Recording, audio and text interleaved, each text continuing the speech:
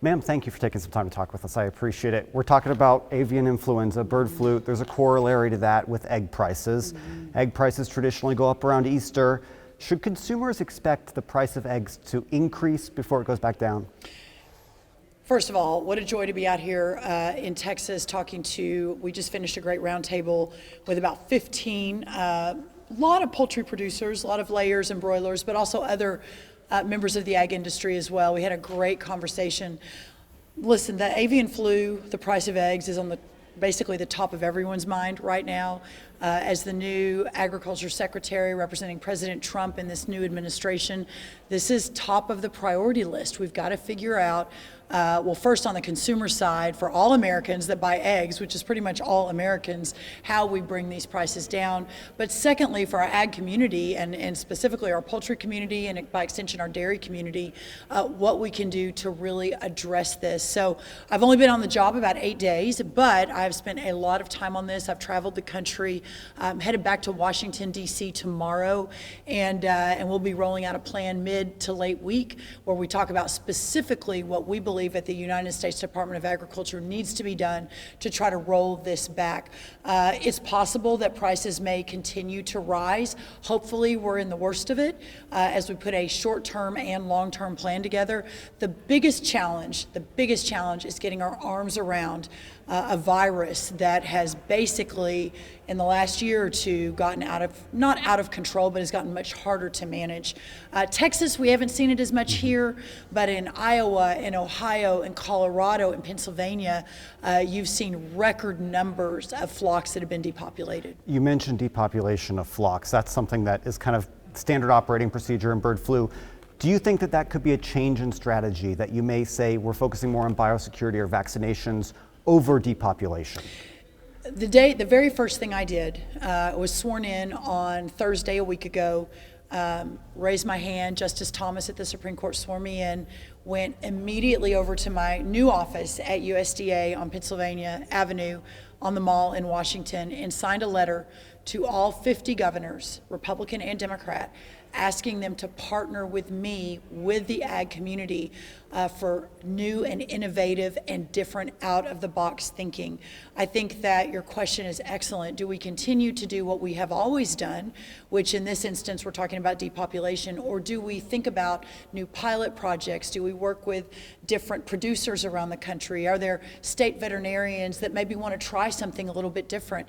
As we're finalizing the plan on how to address this outbreak that we're facing right now, I think you will perhaps see some focus on new and innovative and different ways to approach this, but we also want to make sure that the things that we know that work, such as Depop and other things, that those will continue to be part of the toolkit as well. You've been talking to producers, not just in here, but this morning as well. What have you heard along these lines from folks here in East Texas? Yeah, East Texas and around the country. In 8 days, I've been in Kansas, Missouri, Kentucky, Washington, of course. I brought people to the USDA office. We've had major roundtables. In fact, the reason I ended up here today is that a roundtable I did with farmers from all over the country on Thursday at USDA. One of them said, "I'd love for you to come visit our facility in East Texas." And I said, I'm in. And 3 days later, here I am. This is a significant challenge to the poultry industry, but I will also say that in 100 years, the agriculture community writ large is facing some of their toughest economic times.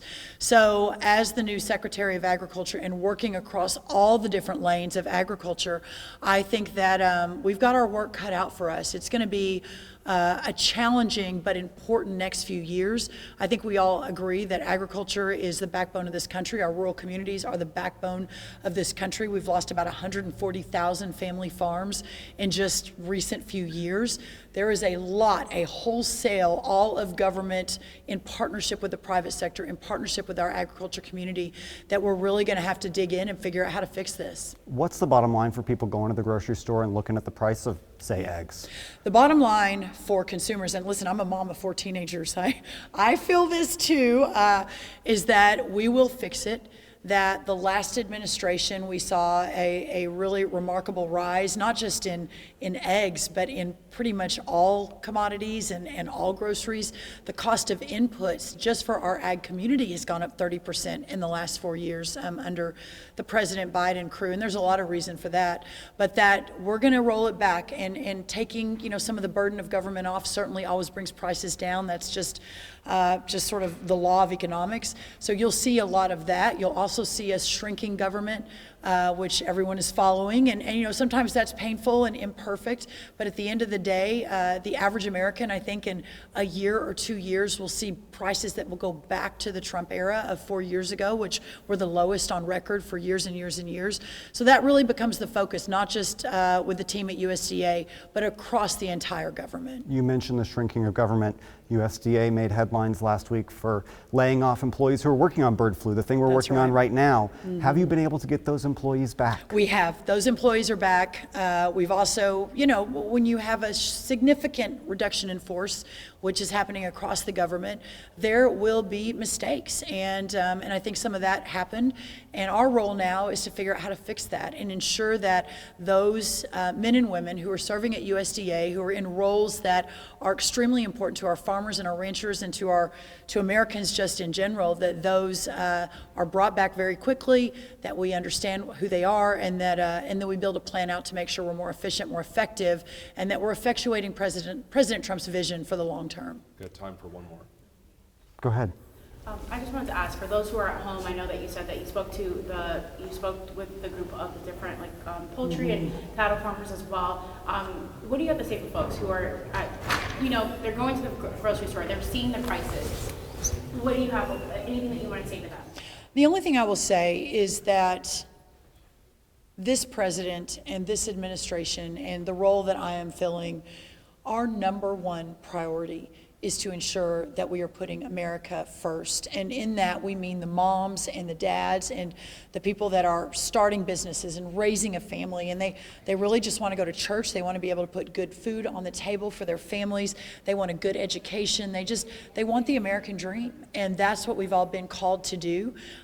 This is a very interesting moment in American history where we actually have a real chance to realign the government to perhaps go back to the original founding of our country, where we had a self-governing institution, where our founding fathers, basically pushed back against the tyranny of Great Britain so that we could rule ourselves and govern ourselves. And within that, you provide more freedom, the greatest country, more prosperity than any country in the history of the world. And so this is bigger than, just the Republicans are now in the White House. At some point later, the Democrats will come back. This is not partisan. This is about returning the American dream to every corner of our country, whether it's a disadvantaged young lady in, the inner cities of Detroit, or whether it's a disadvantaged young man in the far reaches of rural Texas and here in East Texas. How do we ensure that we preserve that American dream for our children and for our grandchildren and for future generations? So that's how I view this. It's not just about agriculture, although that's my passion. That's why I'm here, is to defend our farmers and our ranchers. But across the entire new administration, that's what we're focused on.